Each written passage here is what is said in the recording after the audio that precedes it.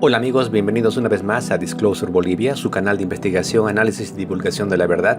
Hoy es 29 de marzo del 2023 y traemos un especial, una entrevista a uno de los pensadores, analistas y estrategas de alto perfil del MAS y PSP, Álvaro García Lineras, quien advierte de un grave peligro que se cierne sobre el MAS y PSP, que puede significar su vida y permanencia o su muerte política definitiva.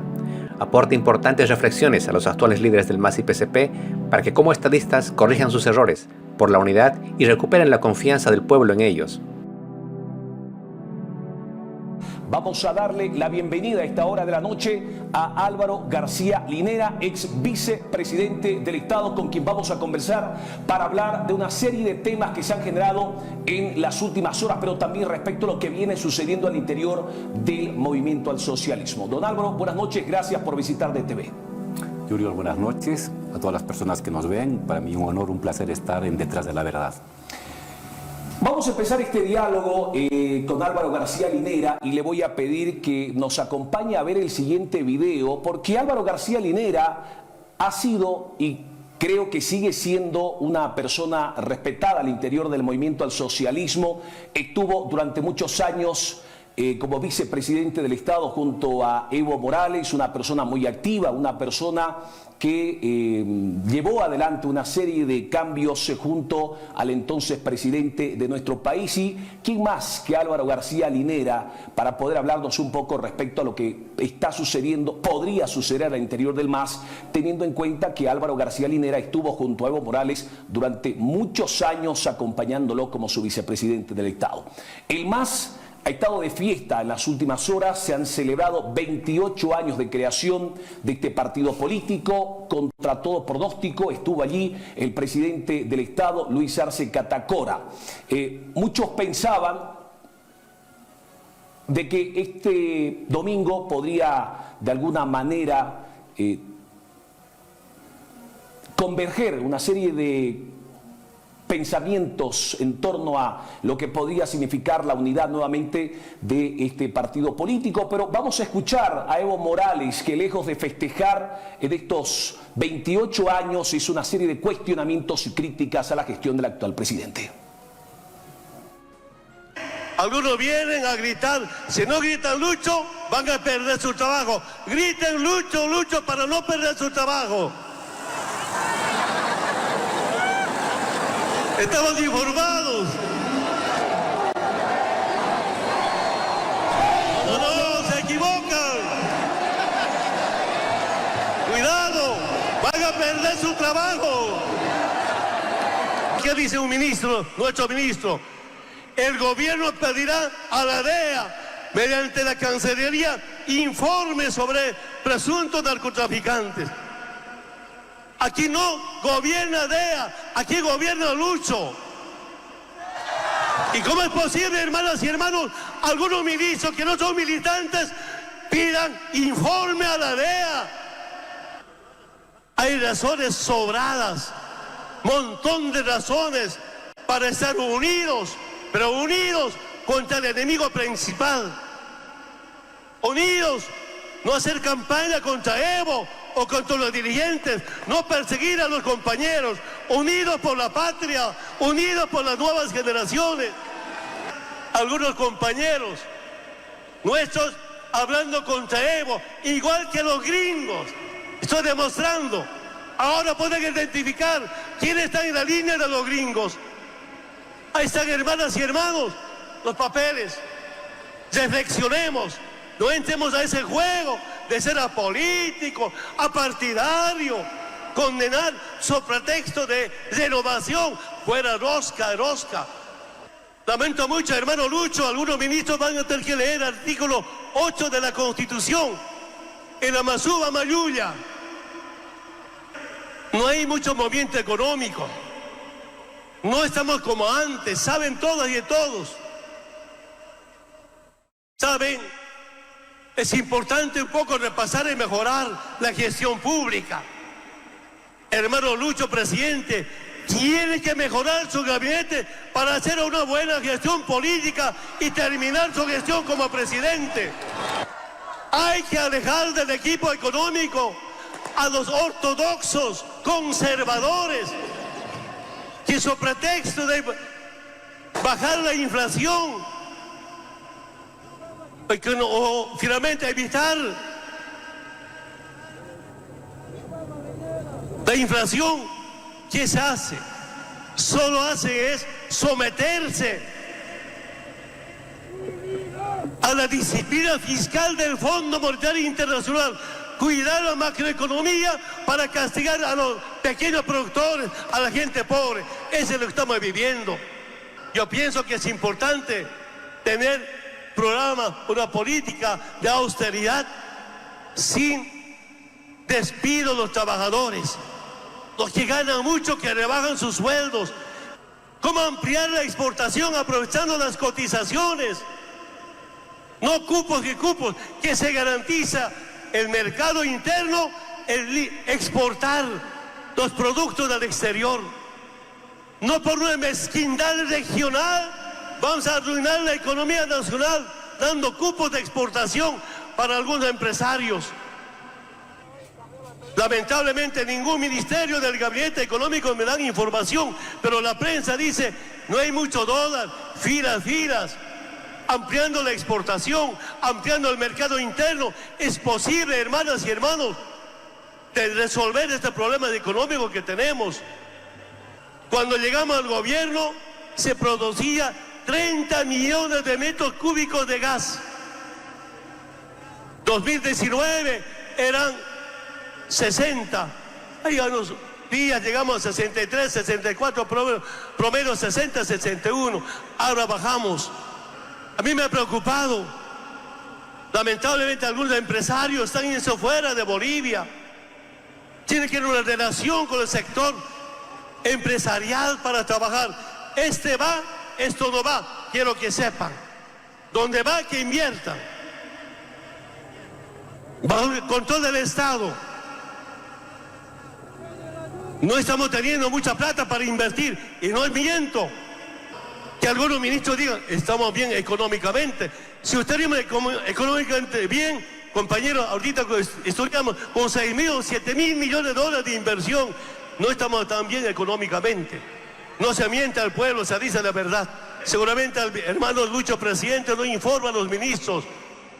Jóvenes me mostraron, dice, sí, lanza en redes sociales, difunde en redes sociales, viva Lucho, muera Evo, van a decir trabajo. Si no lanzan eso, despedido. Ya han despedido.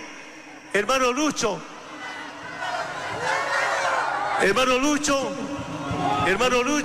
le va a hacer llegar ese documento. Ojalá pueda volver a trabajar los jóvenes. La unidad de hermanas y hermanos, ministras, ministros, no es de, este es vista afuera, este es luchista adentro. No se trata de eso. Ese no se construye unidad. Hablar de unidad, hermanas y hermanos, ¿qué significa? Aquí unidad, primero, respeto al estatuto del MAS y PCP. Ahí vamos a ver si hay unidad. Si quieren unidad, hermanas y hermanos, como algunos movimientos sociales piden, convoquen a la dirección nacional. Nunca convocan a la dirección nacional. ¿De qué unidad hablamos? Lamentablemente algunos ministros no son militantes, vienen del MNR y están perjudicando a Lucho, están destrozando al MAS. ¿Saben ustedes? Algunos están paraditos por ahí. Una campaña sucia, mentirosa. Yo estoy acostumbrado a soportar eso de los gringos de la derecha, pero no puede ser de algunos de hermanos nuestros. Yo me defiendo de frente, no soy ningún cobarde. Y algunos atacan cobardemente por redes sociales. Esa es la cobardía. Escuchó al presidente nacional del MAS, don Álvaro García Linera. ¿Cuál es su opinión? ¿Cuál es su conclusión? Porque lo que debía haber sido un festejo parece haber sido más bien una especie de reclamos, un airado reclamo que hacía Evo Morales a Luis Arce Catacora, que su cara lo decía todo mientras lo escuchaba, ¿no? Sí, Julio, yo creo que más allá de los detalles de tal o cual observación o reclamo, lo que estamos viendo es dos cosas. La primera, la ausencia de canales de comunicación, donde estos temas, la mayor parte de ellos, no los que son macro, sino los que son más de detalle, pueden ser resueltos mirándose a la cara y diciéndose las verdades. Oye, ¿qué pasó acá? Esta crítica, esta persona, esta decisión. Y en la ausencia de esos canales que comuniquen a Evo con el presidente Luis, está generando este tipo de expresiones públicas en la que en vez de estar celebrando 28 años de surgimiento y celebrar que estemos en el gobierno y proponernos nuevas metas, nos estamos fijando en cosas más de detalle. Y la segunda cosa que yo mencionaría, Junior, es que no cabe duda que muestra el grado de tensión, de fricción y de separación que a la vez existe entre la dirección social, política social, en este caso de Evo Morales, con la dirección estatal a cargo de Luis Arce. Y esta es la fisura más peligrosa, más riesgosa y más preocupante que está sufriendo el MAS en todos estos años. El MAS ha sufrido varias escisiones anteriormente, varias fisuras. Algunas de ellas culminaron en separación, otras volvieron a ser reencausadas, pero esta es la más peligrosa por un motivo central, que se ha separado lo que es el liderazgo social histórico de Evo Morales de lo que es el liderazgo estatal. Nunca antes el Estado había estado detrás de la posibilidad de una fisura o una escisión al interior del movimiento al socialismo. Esto le hace mal, le hace bien, porque fíjese usted, no hay oposición en el país en estos momentos. Evo Morales, digamos, y sus más estrechos colaboradores son quienes en estos últimos meses vienen de alguna manera haciendo duras críticas al gobierno de Luis Arce Catacora, que llegó al gobierno, llegó al poder gracias a la candidatura que impulsó el movimiento al socialismo, es decir, el partido político del cual Evo Morales es presidente. ¿Dónde estarán los problemas? Porque usted decía, hay falta de comunicación. Hasta hace algún tiempo atrás se pudo apreciar, por ejemplo, reuniones continuas, permanentes, que se daban en Cochabamba. Parece que Arce se cansó porque esas reuniones se reunían allí durante horas, pero pasaban algunos minutos o al día siguiente Evo Morales salía a cuestionar y a criticar nuevamente a Evo Morales. Usted ha sido un hombre muy cercano a Evo Morales y quienes hacemos periodismo durante muchos años sabemos algo, digamos, de política, ¿no? Y es que a ningún presidente le gusta que le digan a qué ministro tiene que cambiar, ¿no es cierto? ¿Cómo ve usted todo esto que ha generado y ha provocado, digamos, un distanciamiento entre Luis Arce y Evo Morales? Mire, yo creo que las dificultades han surgido de inicio y no sé, de algo más sencillo y manejable que con habilidad política se podía haber articulado, pero se ha dejado madurar hasta ver este tipo de divisiones, de diferencias, ¿no? Surgió a partir de dos cosas, Junior. Cuando la estructura que acompaña a Luis, política y social, dirigentes y militantes políticos, apartaron de los cargos públicos a personas que tenían una formación y que habían acompañado a Evo Morales. Fue un error, sin duda, deshacerse de una manera tan rápida de personas que traían un bagaje de gestión estatal de 14 años. Y eso, ese desplazamiento se lo encubrió bajo la idea de renovación. En verdad era una pelea por pegas.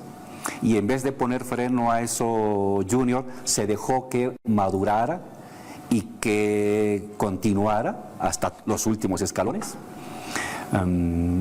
Acuérdese, Junior, el año 2006, cuando hubo una pelea por pegas al interior de nuestro partido, me tocó a mí en persona ir a Santa Cruz a expulsar a Adriana Gil, que estaba metida en ese tipo de temas de pegas. Yo la fui a expulsar. Pusimos rápidamente un freno, para que no se generara esta espiral de diferencias terribles que llegan al insulto, la difamación, la vendetta, la venganza, y eso es desangrante. Pero además, eso por un lado de lo que corresponde a la gente del gobierno, pero por el lado del compañero Evo, y lo digo con mucho cariño, le costó al inicio admitir que él no era presidente. Y sin duda, una persona que ha estado 14 años, es el presidente más importante en la historia de Bolivia, de las transformaciones más importantes para el pueblo, el ver que un compañero suyo esté gobernando y él no esté gobernando, a pesar de que él lo ha elegido, pero no sea gobierno y no se lo consulte, le ha costado asumir.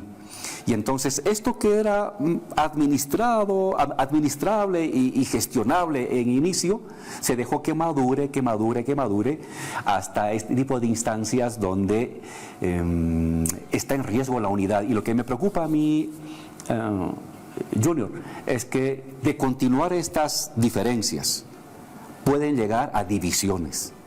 Y si el MAS se divide, se pierde las elecciones el 2025. Un MAS dividido entre estructura estatal y estructura social es un MAS que va a perder, independientemente de que la oposición esté en la lona, independientemente de que tengamos una oposición miserable, una oposición pues derrotada políticamente el 2020 por sus afanes golpistas, racistas, privatizadores, ha sido derrotada, pero esta decisión del MAS puede dar lugar al surgimiento de lo que en la ciencia política se llama un caballo blanco, entre comillas, que es una persona desconocida, que no tiene mancha y que en medio de esta incertidumbre, porque la división genera incertidumbre, una oposición golpista derrotada, un MAS en el gobierno dividido, es un caldo de cultivo para que emerja terceras opciones o cuartas opciones de gente desconocida, pero que venga a ofrecer certidumbre. El riesgo de este tipo de imágenes que estamos viendo entre Luis, presidente, entre Evo, presidente del MAS, sin acuerdos, atacándose, genera incertidumbre. Nunca antes habíamos generado incertidumbre en la política nosotros, Junior. Siempre habíamos apostado a darle al país certidumbre. Vamos a nacionalizar, vamos a hacer la Asamblea Constituyente, vamos a industrializar, vamos a implementar la Agenda 2025, vamos a recuperar la democracia. Siempre hay una certidumbre. Ahora no. Ahora lo que estamos ofreciendo a la población, y eso me duele, porque así no se gana elecciones, lo que estamos ofreciendo es pelea, divisiones, enfrentamientos entre nosotros. Hay que salir de esta división y volver a unificar nuestro instrumento, y está bien usar la palestra pública en un estadio hermoso, con tanta gente del pueblo, tan sencilla, tan humilde, proponiéndoles, oigan, trabajemos para mejorar la renta dignidad de 200 a 400 bolivianos, o trabajemos para industrializar y darle a los jóvenes de Potosí, del Alto, de Santa Cruz, de Cochabamba, empleo en las industrias del litio. Ese tipo de cosas deberíamos estar manejando ahorita, y no dando estos espectáculos de diferencias internas que deben ser resueltas en casa, no exhibiéndolo en el balcón. ¿Usted considera, de alguna manera, se ha visto, y tenemos elecciones el 2025, me imagino que serán por octubre, noviembre las elecciones, pero se ha visto, por ejemplo, un grupo ya de diputados, porque sucede que ahora hay ya los llamados cevistas y los llamados luchistas, o los llamados radicales y los llamados renovadores, digamos, ¿no? Pero se ha apreciado hace unos 4 meses más o menos, por ejemplo, que hay un grupo de personas que está empezando a plantear, a promover una candidatura de Evo Morales hacia el 2025, y esto no sé si le hace bien también al MAS, porque sucede que en esa posición que asumen algunos militantes o diputados del MAS, es decir, allí se tiene que empezar a tomar partido, o por Evo o por Lucho, digamos, ¿no? Entonces, ¿Cómo ve usted? ¿No cree que es muy temprana, digamos, la candidatura o el anuncio de una candidatura, no sé si de Evo, de Lucho Arce o de algún otro político que busque el voto del electorado en las urnas el 2025? Sí, definitivamente, Junior. La pelea electoral al interior del MAS está demasiado adelantada. Es más, ha comenzado el año pasado. Esto ha comenzado el 22. Y se está exacerbando. En todo caso, ya, tienen derecho a plantear candidaturas.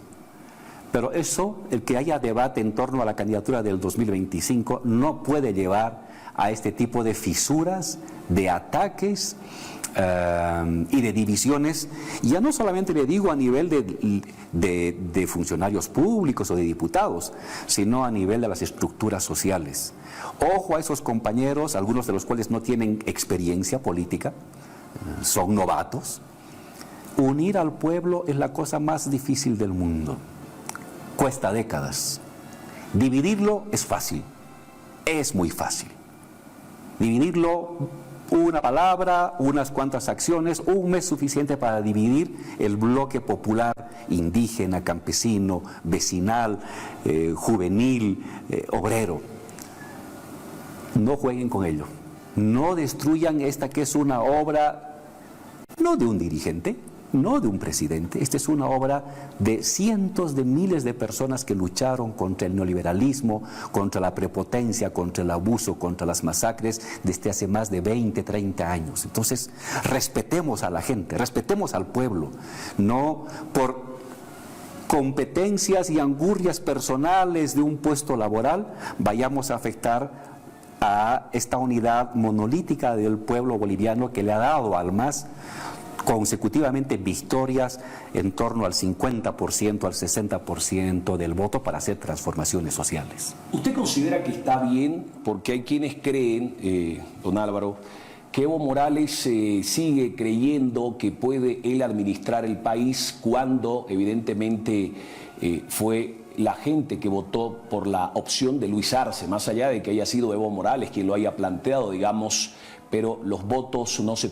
en muchos de los casos, digamos, los votos sí son transferibles, pero en este caso, por ejemplo, Luis Arce logró un voto mayoritario de más del 55%. ¿Cómo ve usted, por ejemplo, los continuos ataques de Evo Morales? Empezó con Eduardo del Castillo, ministro de Gobierno, luego le siguió el ministro de Justicia, Iván Lima, y ya en un tiempo también estuvo a punto de cuestionar, de criticar y de fustigar a la ministra de la Presidencia. Es decir, los tres hombres más importantes aparentemente del gobierno son aquellos que son o están en la mira de Evo Morales y que continuamente los está cuestionando y criticando a través de las redes sociales, a través de los medios de comunicación.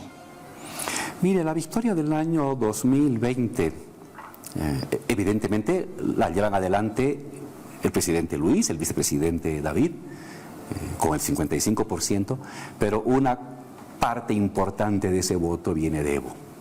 Es el liderazgo. Usted está ante un hombre que es un líder de una sociedad, de la gente humilde de este país. Es un hombre que despierta mucha emotividad en la gente más pobre de los bolivianos, de los indígenas, que les ha devuelto la dignidad. Entonces, la victoria del 55% de Luis, y Luis es el presidente, también es este esfuerzo de Evo y su capacidad de articulación. Pero evidentemente, el presidente es Luis. Y podrá tomar algunas medidas que no es mucho en nuestro agrado, pero es el presidente y hay que saber respetar. Uno, siento que lo que debería hacer Evo es plantearse, si él quiere ser candidato, tiene el derecho, ¿qué haría el 2025? ¿Está haciendo Luis este trabajo? Respetar. Si se desvía hacia posiciones ya, digámoslo así, que traicionen las medidas que tomamos el 2006, 2007, 2008, sí, ponerse al frente, pero mientras no lo hace, que es lo que está sucediendo ahora, plantearse objetivos al 2025. Deberíamos estar discutiendo nosotros cómo va a ser las reformas de segunda generación del proceso de cambio. Las primeras fueron nacionalizar, distribuir la riqueza y comenzar a industrializar. Muy bien. Ahora, ¿cuáles van a ser las nuevas reformas a partir del año 2025 para que mejoremos la renta dignidad, para que mejoremos el empleo para los jóvenes, para que exportemos ya no solamente 12.000 ni 13.000, sino 20.000 millones de dólares. Eso deberíamos estar discutiendo y el presidente Evo plantearse eso al 2025 y no planteárselo ahorita. Ahorita hay que dejarlo gobernar a Luis, colocando ciertos límites en cuanto a ciertas decisiones equivocadas que pueda llevar adelante, pero mientras no se desvíe de la línea principal, dejarlo gobernar. Él es el presidente, ha sido elegido con el 55% y tiene el derecho a tomar ciertas medidas y a rodearse de la gente que ve conveniente. Pero también una cosa, Junior, tiene que acabar el ataque hacia Evo. Evo es una persona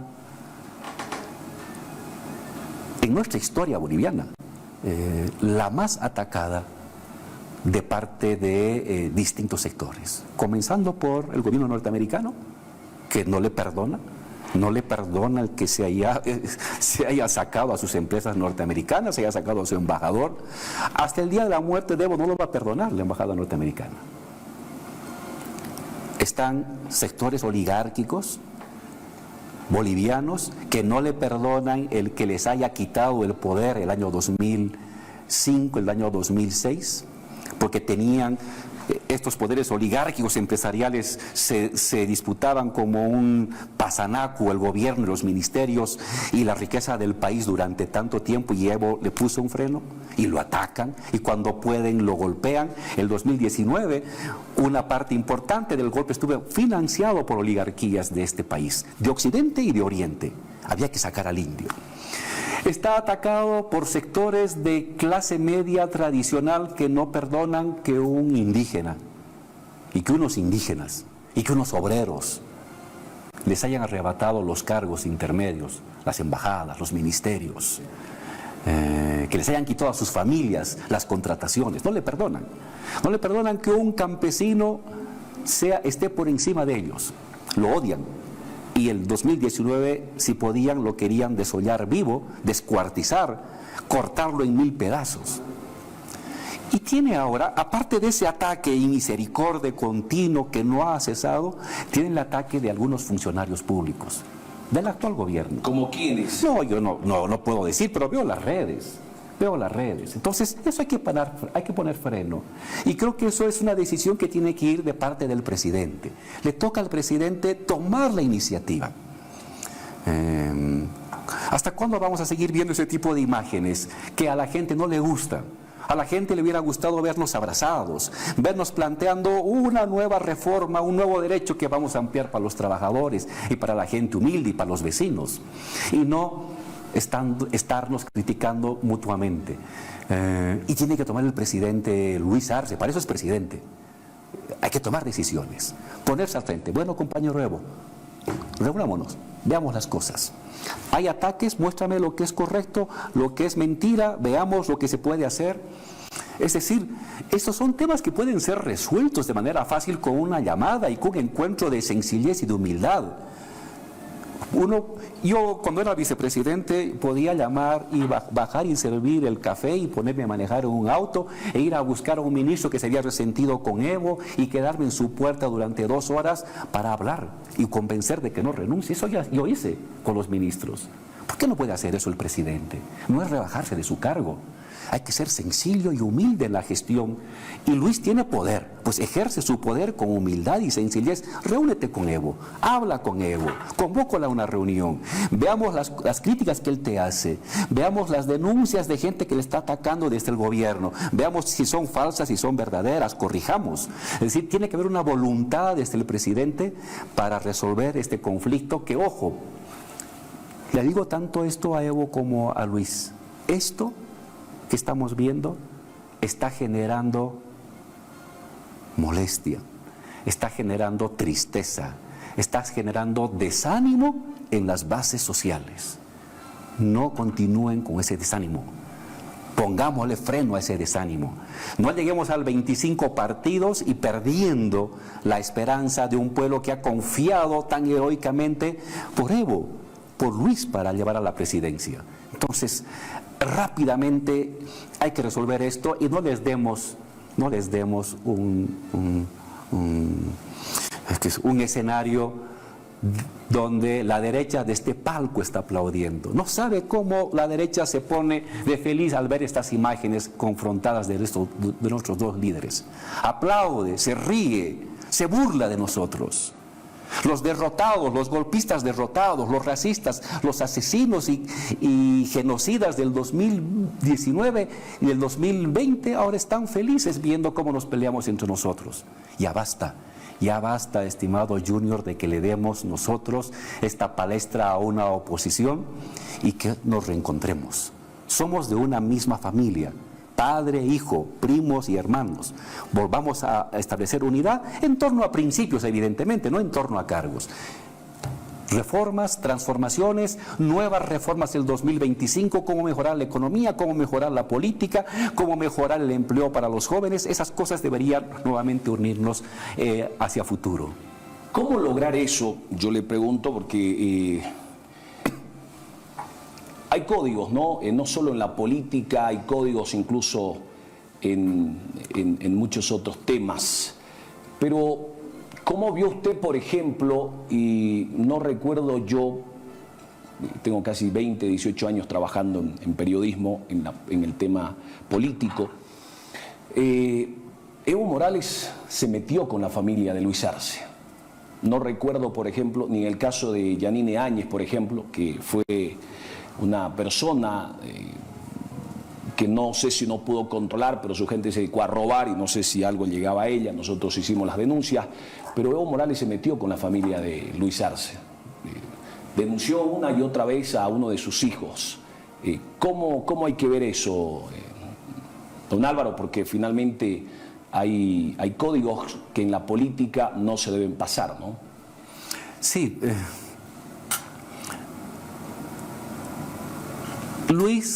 Evo Luis tienen que ser intransigentes con cualquier tema de corrupción.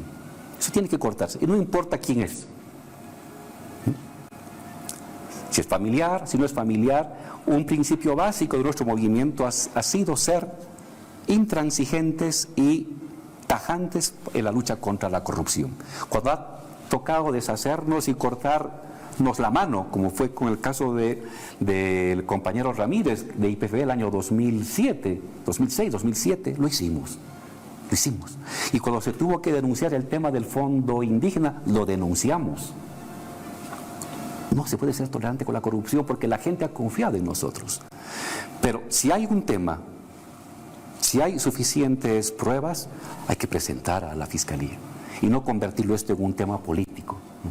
Entonces, independientemente de quién sea, si hay información, yo no sé de este tema, no conozco al hijo, no sé de las denuncias, no tengo yo ninguna información, pero si hubiera de él o de otra persona, de un ministro o de un diputado o de cualquier persona, si existe pruebas con suficientes indicios, presentar a la Fiscalía y punto, y que sea la Fiscalía la que se encargue de llevar eso adelante. Pero no convertir el tema de una denuncia a partir de rumores en un mecanismo de campaña política o de ataque político. Yo estoy contra ese tipo de uso de un tema muy sensible. No hay que jugar con el tema de la corrupción.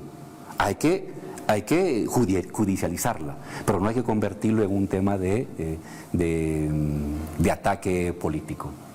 ¿Cómo ve usted al ministro de Justicia, don Álvaro? ¿Cómo ve el trabajo que viene haciendo don Iván Lima, que todo empieza cuando publica una serie de mensajes en el Twitter y luego los borra? Y bueno, de allí en adelante Evo Morales, cada que ha podido, ha cuestionado, ha criticado su gestión como tal. Bueno, está claro que tenemos una estructura gubernamental, digámoslo así,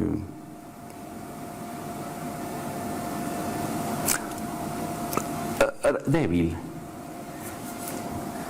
No es un delito, nosotros también comenzamos con una estructura política débil. Entonces, acuérdese de nosotros, el 2006, el 2007, cometíamos errores, no nos dábamos cuenta de muchas cosas, teníamos cierta ingenuidad, es normal.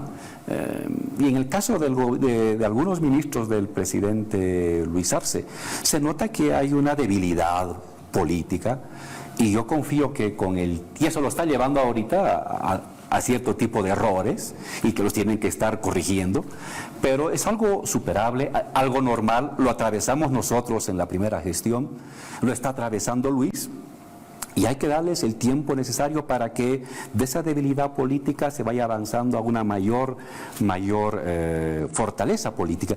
Yo creo que uno de los temas principales que está quejando la estructura gubernamental del presidente Luis Arce es una falta de comprensión de lo que es la política.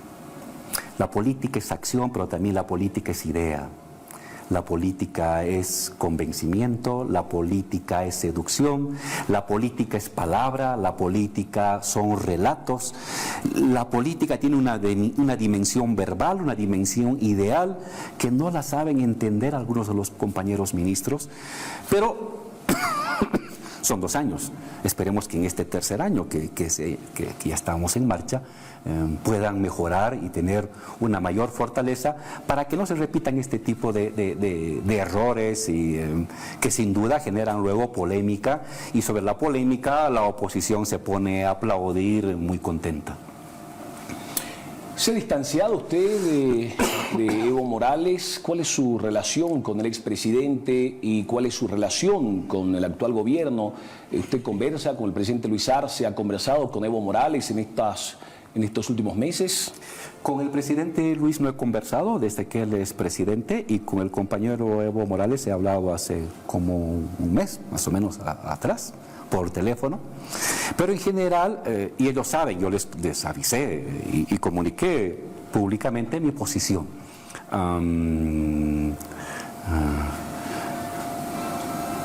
Este es un tiempo de administrar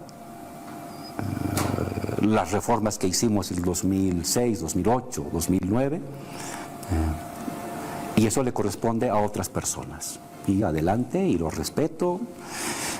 No es mi lugar, el de la administración no es mi lugar. El de la producción de nuevas ideas y de la producción de nuevas reformas, ese es mi lugar, y ahí yo me siento cómodo, y cuando se tenga que llegar a esas nuevas reformas me tendrán ahí como un militante más de base aportando. Entonces mientras pase este tiempo meramente administrativo y de correcciones de algunos elementos de la gestión, prefiero mantenerme en la base. Entonces, ¿a usted no le interesan las pegas? No me interesan las pegas ni me interesan las candidaturas. De entrada, no me interesa ninguna candidatura. No estoy convocando a la unidad para ser candidato a nada. No tengo interés de ser candidato a nada en las siguientes elecciones. Tengo interés de formar jóvenes que peleen, que luchen, que se destaquen desde el movimiento campesino, desde el movimiento indígena, desde el movimiento barrial y el movimiento obrero, para seguir aportando a que sigamos construyendo un gobierno de indígenas, de obreros, de organizaciones populares. Esa es mi misión en este periodo. Entonces, quizás por eso entonces no estoy en el día a día ni con el presidente Luis ni con el presidente Evo, que ellos están en el día al día de este momento. Este no es mi momento. Y está bien, solamente veo que los compañeros que están para estos tiempos lo están haciendo mal, porque se están dividiendo cuando deberían estar juntos. Están dividiendo y están poniendo en riesgo que el 2025 volvamos a ganar. Si estas divisiones y estas peleas no se paran y no se resuelven de manera democrática al interior y orgánica al interior de nuestro instrumento, el riesgo que corre el MAS desde que puede perder las elecciones del 2025. Y ante ese riesgo de perder el 2025 y que entre una derecha cavernaria, criminal, asesina y privatizadora, pongamos desde ahora ya el remedio. Juntémonos, resolvamos nuestras diferencias, resuelvan sus diferencias Evo Morales, Luis Arce, presidente, expresidente, y lleguemos a los siguientes meses unidos en torno a un nuevo proyecto de transformación. Don Álvaro, le voy a invitar a que escuchemos este audio que se conoció hace algunas semanas atrás, porque se escucha a Evo Morales en una conversación con un grupo de personas. Vamos a escucharlo y luego le pregunto su opinión, por favor.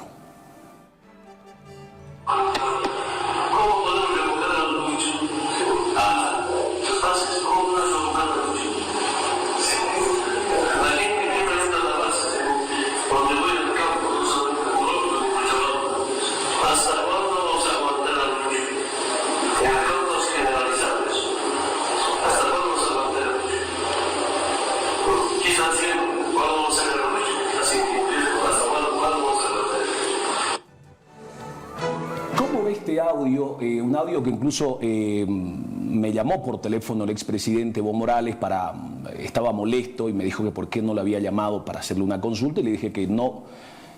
Muy difícil que yo le llame a todas las personas cuando vaya a sacar algún audio, algún tipo de información. ¿Cómo ve usted esto? Usted habla de la unidad, usted habla que el presidente Arce se tiene que reunir con el expresidente Morales, pero ¿cómo toma este audio, por ejemplo, que de acuerdo a lo expuesto es un audio donde hay una conversación entre Evo Morales y un grupo de personas y se hace referencia, por ejemplo, a cuándo vamos a sacar a Lucho? Dice que es una pregunta que se está haciendo o que está repitiendo lo que se viene escuchando, digamos. ¿Cómo vio usted ese audio, don Álvaro? Bueno, lo que está haciendo ahí el presidente Evo, expresidente Evo Morales, es comentar lo que ha oído en el campo, ¿no? Que hay cierta preocupación. Y bueno, yo no veo problemático eso. Oye, están diciendo hasta cuándo vamos a aguantar. Lo que debía haber hecho Evo es decir, compañero Luis, estoy oyendo esto en el campo, ¿qué está pasando? Y claro, hay elementos que... Pero se está amplificando lo que él escucha, digamos, ¿no? Cuando él podía, digamos... Me imagino que si de repente no le responde, como muchas veces los políticos no lo hacen, por lo menos lo leerá, digamos, ¿no? No le escribe Evo al presidente Arce, digamos. No importa que no le responda, ¿no? Pero por lo menos lo va a leer. Yo creo que no se escriben. Sí se ven, se oyen, se leen, pero a través de los medios, pero no se mandan mensajes, no se encuentran. Y más allá de ello, hay una preocupación que también está transmitiendo ahí el compañero Evo Morales, que es, oigan, está faltando más inversión en las provincias. Para mí eso sería, digamos, la lección de ese audio, más allá de la manera de presentarlo, hay problemas de inversión en las provincias. ¿Cómo resolvemos el problema de inversión? ¿Por qué? Porque antes teníamos proyectos como Mi Riego, Mi Agua, en los estados, el Evo Cumple, que hacían que se generara un mercado laboral provincial para los jóvenes, para los productores, campesinos, para el transportista. Eso se ha debilitado, eso desapareció el año 2020 con la golpista Áñez, y el 2021-22 se ha recuperado, pero muy bajo. Entonces, se requiere más inversión en el campo. ¿Y por qué en el campo? Porque no se olviden que el MAS tiene su principal fuerza en las provincias y en los barrios populares. Entonces, ¿dónde tiene que haber mayor inversión?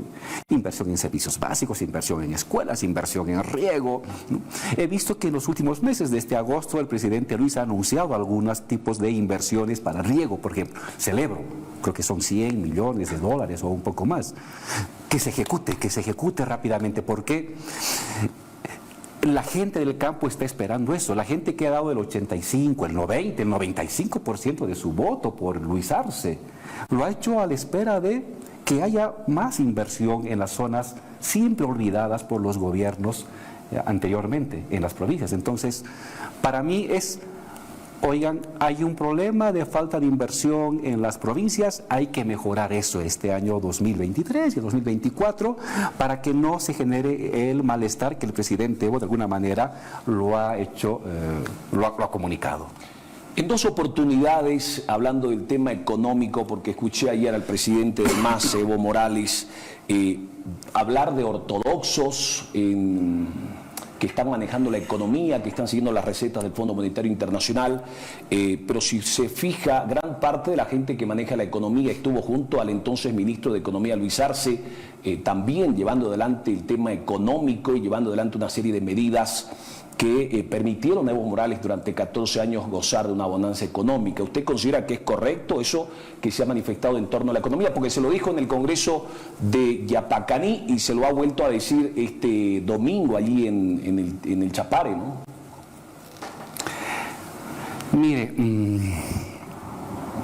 otra vez, no quiero entrar a los detalles, prefiero interpretar esas reflexiones que ha hecho el compañero Evo como una preocupación en torno al tema económico y que no se están tomando las medidas necesarias y rápidas que se requiere. Como nunca antes, estimado Junior, han comenzado a surgir críticas hacia nuestro modelo económico. Eso no había surgido en ¿No los... es el mismo modelo? ¿Se ha cambiado el modelo? Es el mismo. Pero nunca habíamos llegado a una posición en la que las bases del modelo sean atacadas por todos los frentes, como es ahora, por posiciones conservadoras. Y eso tiene que ver con la lentitud con la que se están tomando ciertas medidas. Y lo que yo reclamaría a los compañeros que acompañan a Luis en la gestión económica es de que no basta hacer políticas económicas, eso lo hace un administrador, un contador. Hay que hacer también economía política. Y eso es lo que se hizo el 2006, el 2007, el 2008, el 2009, desde la presidencia, más que desde el Ministerio de Economía. Las grandes reformas de nuestro país se han tomado desde la presidencia, no desde el Ministerio de Economía. Eso es muy importante. Era el presidente Evo de aquel entonces que llevaba adelante las riendas de la economía, no el ministro de Economía. Él hacía economía política. Y luego dejaba al resto que hagan políticas económicas administrativas. Entonces ahora requiere de parte de Luis, del presidente Luis, como presidente, ya no es ministro, tomar las riendas y hacer economía política. Pongo ejemplo, estimado Junior. Hay 1.000 millones, 1.200 millones de dólares de créditos estancados en el Parlamento. Se necesita dólares en la economía. Y tenemos desde hace más de 3 meses estancados en el Parlamento 1.200 millones. ¿Qué hay peleas entre más? Pues reúnase con el presidente Evo. Junte la bancada. Es terrible e imperdonable que hayamos aceptado que se divida la bancada del MAS. Eso nunca había pasado en 14 años. Es terrible. Ya, pues reúnase con Evo, por lo menos para apoyar, a sacar los decretos, los proyectos de ley de más de 1.200 millones de dólares de crédito, de los cuales 1.000 corresponden al Tesoro, de libre disponibilidad para el Tesoro. Este año, estos meses, estas semanas. Entonces tengo que juntarme, tengo que juntar a la bancada, ponerme de acuerdo. Es un tema que si no lo hago va a erosionar la credibilidad en el modelo económico, que nunca había sido erosionado como ahora. Todo por falta de economía política. ¿Qué es economía política? Tomar decisiones políticas, hacer acuerdos políticos, ver la economía como una acción también de la política. La segunda cosa, la ley del oro. ¿Por qué es tan importante aprobar la ley del oro? Para que el Estado compre con bolivianos oro. Y ese oro comprado con bolivianos, con un plus para el comerciante, para el cooperativista, sin quitarle nada al cooperativista, ni un solo centavo, sin quitarle nada, sin aumentarle un solo punto el impuesto. No necesitas aumentar un solo punto el impuesto. Con ello, tú vendes ese oro y tienes dólares. La ley del oro es importante para subir las reservas internacionales porque compras oro con bolivianos y vendes el oro y tienes dólares. ¿Y quién va a vender ese oro? El Estado. ¿Y dónde va a ir esos dólares? A las reservas internacionales. Eso es urgente. Hemos exportado 3.000 millones de dólares el año 2022, 2.500 el 2021. Ya van 5.500 millones de dólares. Y algo más de contrabando, seguramente de contrabando se han ido otros 500. Son casi 6.000 millones de dólares en 2 años que se han ido del país, pudiéndolos haber convertido en reservas internacionales. Gana el cooperativista porque le pagas un buen precio por su oro, gana el país porque tiene reservas internacionales y el gobierno se estabiliza. Esas cosas que se requiere, aprobarla en el Congreso. Reúnete con la bancada, reúnete con el presidente Evo, reúnete con los diputados, salven las diferencias, pero mantengamos en pie y la fortaleza del modelo económico. La tercera cosa, Junior, para tomar política económica, no simplemente políticas económicas, sino economía política. ¿Usted sabe por qué nuestras reservas internacionales crecieron? Cuando llegamos al gobierno nosotros, Sánchez de Lozada nos dejó con 1.600 millones de dólares, 1.600. Nada. Y nosotros llegamos a 14.000. ¿Por qué? No solamente porque hubo buenos precios internacionales, porque el principal exportador era el Estado. Carlos Mesa nos dejó un Estado raquítico, miserable y pordiosero que tenía el control del 12% del Producto Interno Bruto. Nosotros lo llevamos al Estado a tener el 40% del control del Producto Interno Bruto. Nacionalizamos el gas, las eléctricas, Entel, el agua. Y con eso, el Estado, Guanuni y luego Colquiri, y con eso el Estado se convirtió en potencia económica. Y entonces cuando el Estado exporta, los dólares se convierten en reserva internacional. Esa fue la clave. El Estado llegó a exportar el 55% de las divisas de este país. El 55%. Hoy el Estado solamente exporta el 25%, el 27%. ¿Por qué han caído las reservas? Porque el Estado ha ido perdiendo peso en la economía. Hay que volver a darle al Estado mayor peso en la economía. ¿Por qué?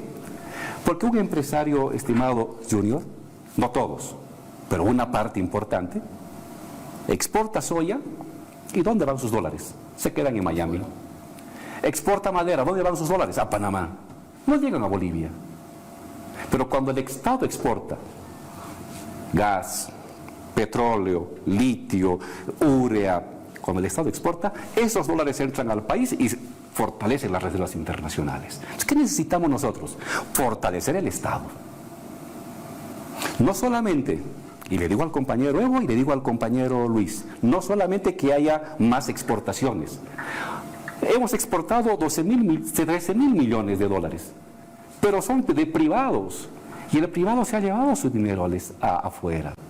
Acuérdese usted de los Panama Papers, donde el padre de Camacho y sus amigotes estaban involucrados en desviar dinero de los bolivianos a bancos extranjeros. Eso ha continuado. Eso ha continuado. Entonces usted requiere que el presidente Luis tome medidas. ¿Cómo potencio el Estado rápido? ¿Y cómo hago para que los dólares de los olleros, los dólares de los que venden madera, los dólares de los que venden joyas, los dólares de todos los bolivianos entren al país de propiedad del exportador, pero que entren a los que el bancos exportador tenga la bolivianos? obligación de que, así como exporta, el dinero entra a Bolivia. Vuelva a Bolivia. Eso se llama control del comercio exterior. O los empresarios privados meten sus dólares que están ahorita en bancos extranjeros, o control del comercio exterior, señores. Ya basta de que los dólares de los bolivianos se vayan afuera.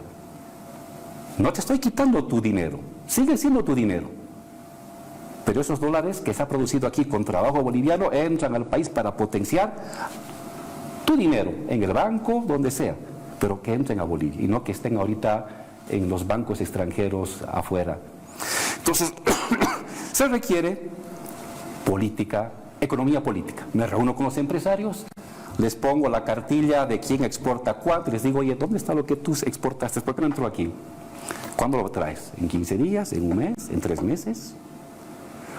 Se hacen a los muy exquisitos. Control del comercio exterior. ¿Y qué es control del comercio exterior? Toda exportación pasa por el Banco Central, obligatoriamente. Yo no quisiera llegar a ello. Pero si no queremos llegar a ello, empresarios cumpliendo su tarea, tienen dinero, exportan dinero, sigue siendo su dinero, pero aquí en Bolivia, no en bancos extranjeros. No es que se va a quedar el Estado con una parte del dinero. No se les quita nada, pero se les obliga a que entren acá. Entonces, se requiere un conjunto de medidas ahorita urgentes para consolidar nuestro modelo económico y rápidamente acelerar el tema del litio, estimado Junior, mejorar la inversión en exploración, evidentemente, avanzar en temas de industrialización. Yo avanzaría en temas de ampliar más la frontera agrícola, exportar más energía eléctrica a Argentina, no simplemente 100 megawatts, debemos estar exportando 1000 o 2000 megawatts, porque eso también significa ingresos de dólares, es decir, volver a potenciar al Estado boliviano para que no exportemos el 27%, sino exportemos el 50% del total de nuestras exportaciones.